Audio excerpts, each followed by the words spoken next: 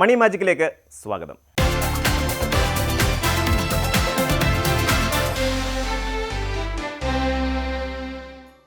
ജീവിതം പലപ്പോഴും അപ്രതീക്ഷിതമായ സംഭവങ്ങളുടെ ഒരു പരമ്പരയാണ്. എല്ലാം കൃത്യമായി ആസൂത്രണം ചെയ്ത് മുന്നോട്ട് പോകുമ്പോഴായിരിക്കും പെട്ടെന്നൊരു ആശുപത്രിവാസമോ അല്ലെങ്കിൽ വീടിൻ്റെ അറ്റകുറ്റപ്പണിയോ അല്ലെങ്കിൽ വാഹനത്തിന് ഒരു വലിയ തകരാറോ സംഭവിക്കുന്നത്. ഇത്തരം അടിയന്തര ഘട്ടങ്ങളിൽ നമ്മുടെ മുന്നിലെത്തുന്ന ഏറ്റവും വലിയ ചോദ്യം ആവശ്യമായ പണം എങ്ങനെ കണ്ടെത്തും എന്നതാണ്. മുൻകാലങ്ങളിൽ ബന്ധുക്കളെയോ സുഹൃത്തുക്കളെയോ ആശ്രയിക്കുന്നതായിരുന്നു പതിവെങ്കിൽ ഇന്ന് ആധുനിക ബാങ്കിംഗ് സംവിധാനങ്ങൾ വിരൽത്തുമ്പിൽ പണം ലഭ്യമാക്കുന്നുണ്ട്. പെട്ടെന്ന് പണം ആവശ്യമായി വരുമ്പോൾ ഭൂരിഭാഗം ആളുകളും ചിന്തിക്കുന്നത് രണ്ട് പ്രധാന വഴികളാണ്: പേഴ്സണൽ ലോണും ക്രെഡിറ്റ് കാർഡും.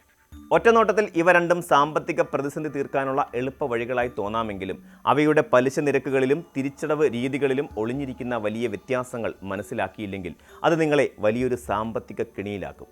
ഒരു സാമ്പത്തിക അടിയന്തരാവസ്ഥ ഉണ്ടാകുമ്പോൾ മനുഷ്യൻ്റെ മനസ്സ് പ്രവർത്തിക്കുന്നത് തികച്ചും വ്യത്യസ്തമായ രീതിയിലാണ്. പണം എത്രയും വേഗം കണ്ടെത്തുക എന്നതിലേക്ക് മാത്രമായിരിക്കും അപ്പോൾ ശ്രദ്ധ മുഴുവൻ. ആ പണം ഭാവിയിൽ എങ്ങനെ തിരിച്ചടയ്ക്കുമെന്നോ അതിന്മേൽ എത്ര വലിയ പലിശ നൽകേണ്ടി വരുമെന്നോ ആ നിമിഷത്തിൽ പലരും ചിന്തിക്കാറില്ല.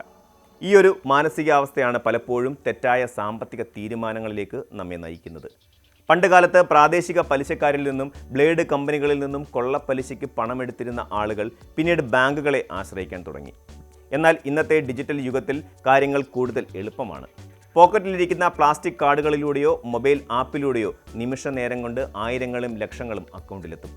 എന്നാൽ ഈ സൗകര്യത്തിന് പിന്നിലെ വലിയ വില നമ്മൾ തിരിച്ചറിയേണ്ടതുണ്ട്. നിങ്ങളുടെ സാമ്പത്തിക അച്ചടക്കവും തിരിച്ചടവ് ശേഷിയും കൃത്യമായി വിശകലനം ചെയ്ത ശേഷം മാത്രം ഇത്തരം വായ്പകൾ തിരഞ്ഞെടുക്കേണ്ടതിൻ്റെ ആവശ്യകത ഇവിടെയാണ് പ്രസക്തമാകുന്നത്. ചെറിയ തുകകൾ വേഗത്തിൽ ആവശ്യമായി വരികയും അടുത്ത മാസം ശമ്പളം ലഭിക്കുമ്പോഴോ മറ്റ് വരുമാനം വരുമ്പോഴോ അത് ഒറ്റത്തവണയായി തിരിച്ചടയ്ക്കാൻ സാധിക്കുകയും ചെയ്യുമെങ്കിൽ സംശയമില്ലാതെ പറയാം, ക്രെഡിറ്റ് കാർഡ് തന്നെയാണ് ഏറ്റവും മികച്ച ഓപ്ഷൻ. ഒരു മാസം മുതൽ 45 ദിവസം വരെ പലിശയില്ലാതെ പണം ഉപയോഗിക്കാൻ ക്രെഡിറ്റ് കാർഡുകൾ അവസരം നൽകുന്നുണ്ട്. കടകളിൽ പോയി സാധനങ്ങൾ വാങ്ങാനോ ആശുപത്രി ബില്ലുകൾ നേരിട്ട് അടയ്ക്കാനോ കാർഡ് ഉപയോഗിക്കുന്നതാണ് ഏറ്റവും സുരക്ഷിതം.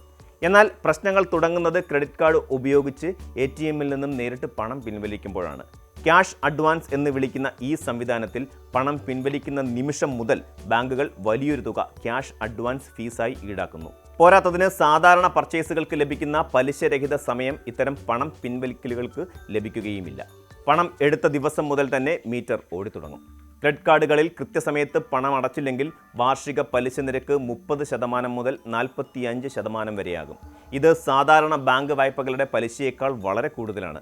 ബാങ്കുകൾ നൽകുന്ന മിനിമം എമൗണ്ട് ഡ്യൂ എന്ന കെണിയിൽ വീഴുന്നവരാണ് ഏറെയും. ആകെ അടയ്ക്കാനുള്ള തുകയുടെ ചെറിയൊരു ശതമാനം മാത്രം അടച്ച് ബാക്കി തുക അടുത്ത മാസത്തേക്ക് നീട്ടിവെക്കുമ്പോൾ ആ വലിയ തുകയ്ക്ക് മുകളിൽ ഈ ഭീമമായ പലിശ കൂട്ടിച്ചേർക്കപ്പെടുന്നു. ഇത് കാലക്രമേണ നിങ്ങളെ ഒരിക്കലും പുറത്തു കടക്കാനാവാത്ത ഒരു കടക്കെണിയിലേക്ക് നയിക്കുകയും ചെയ്യും. മറുവശത്ത് നിങ്ങൾക്ക് ആവശ്യമായത് ഒരു വലിയ തുകയാണെന്നും അത് 1-2 മാസം കൊണ്ട് അടച്ചു തീർക്കാൻ കഴിയില്ലെന്നും ഉറപ്പുണ്ടെങ്കിൽ പേഴ്സണൽ ലോണുകൾ തിരഞ്ഞെടുക്കുന്നതാണ് ഏറ്റവും ഉചിതം. സാമ്പത്തികമായി അതുതന്നെയായിരിക്കും ഏറ്റവും ലാഭകരവും. വീട് പണിയിലെ അപ്രതീക്ഷിത ചെലവുകൾ, മക്കളുടെ വിദ്യാഭ്യാസ ആവശ്യങ്ങൾ അല്ലെങ്കിൽ വലിയൊരു ശസ്ത്രക്രിയ എന്നിവയ്ക്ക് പേഴ്സണൽ ലോണുകൾ മികച്ചൊരു പരിഹാരമാണ്. പേഴ്സണൽ ലോണുകളുടെ പലിശ നിരക്ക് നിങ്ങളുടെ സിബിൽ സ്കോറും വരുമാനവും അനുസരിച്ച് 10% മുതൽ 24% വരെ ആയിരിക്കും എന്നതാണ് ഇതിൻ്റെ ഒരു പ്രധാന കാര്യം. ക്രെഡിറ്റ് കാർഡിൻ്റെ പലിശയുമായി താരതമ്യം ചെയ്യുമ്പോൾ ഇത് വളരെ കുറവാണ് എന്നത് ശ്രദ്ധേയമാണ്. പേഴ്സണൽ ലോണുകൾക്ക് 1 മുതൽ 5 വർഷം വരെ തിരിച്ചടവ് കാലാവധി ലഭിക്കും. ഇത് നിങ്ങളുടെ പ്രതിമാസ ബഡ്ജറ്റിനെ താളം തെറ്റിക്കാതെ ചെറിയ മാസത്തവണകളായി, അതായത് EMI ആയി നിങ്ങൾക്ക് കടം തീർക്കാൻ സഹായിക്കുന്നു. എന്നാൽ ഇതിനും അതിൻ്റേതായ ചില പോരായ്മകളുമുണ്ട്. ക്രെഡിറ്റ് കാർഡ് പോലെ ഉടനടി പണം ലഭിക്കുന്ന ഒന്നല്ല പേഴ്സണൽ ലോൺ. നിങ്ങളുടെ അപേക്ഷ ലഭിച്ചതിന് ശേഷം വരുമാന രേഖകൾ, ജോലി ചെയ്യുന്ന സ്ഥാപനത്തിൻ്റെ വിവരങ്ങൾ, മുൻകാല വായ്പാ ചരിത്രം എന്നിവയെല്ലാം ബാങ്കുകൾ പരിശോധിക്കും. ഈ വെരിഫിക്കേഷൻ പ്രക്രിയകൾ പൂർത്തിയാക്കാൻ കുറഞ്ഞത് 24 മുതൽ 72 മണിക്കൂർ വരെ സമയം എടുത്തേക്കാം. അതിവേഗ ലോണുകൾ വാഗ്ദാനം ചെയ്യുന്ന ആപ്പുകൾ ഉണ്ടെങ്കിലും അവയുടെ പലിശ നിരക്കും മറ്റ് നിബന്ധനകളും പലപ്പോഴും കടുത്തതായിരിക്കും. കൂടാതെ പേഴ്സണൽ ലോണുകൾ എടുക്കുമ്പോൾ ബാങ്കുകൾ പ്രോസസ്സിംഗ് ഫീ ഈടാക്കാറുണ്ട്. വായ്പാ തുകയുടെ 1 മുതൽ 3% വരെയാകാം ഇത്. കാലാവധി എത്തുന്നതിന് മുമ്പ് കയ്യിൽ പണം വരുമ്പോൾ ലോൺ ഒന്നിച്ചടച്ചു തീർക്കാൻ ശ്രമിച്ചാൽ ചില ബാങ്കുകൾ പ്രീ പേയ്മെൻറ്റ് പെനാൽറ്റിയും ഈടാക്കാറുണ്ട്.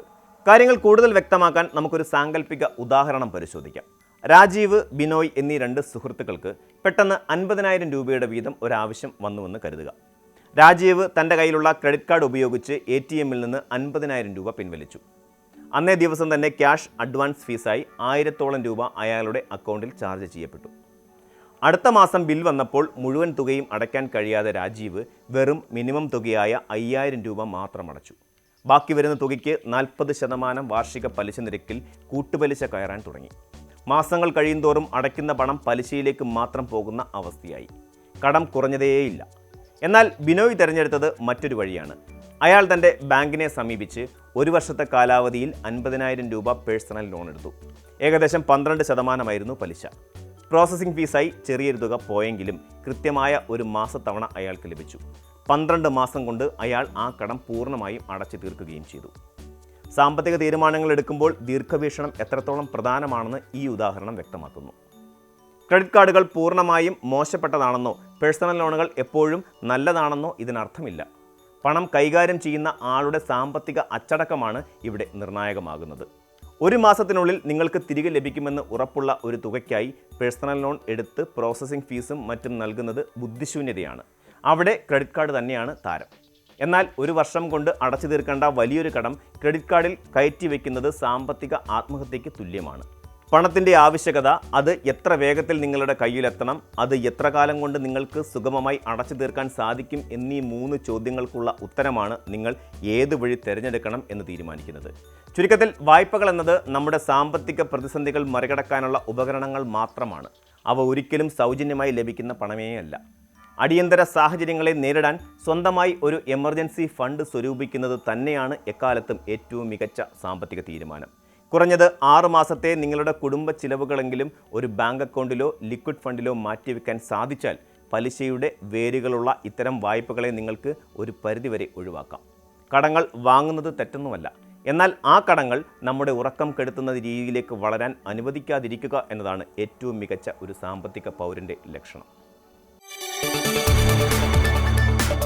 കൂടുതൽ വാർത്തകൾക്ക് news 18 Keralam YouTube channel subscribe ചെയ്യുക.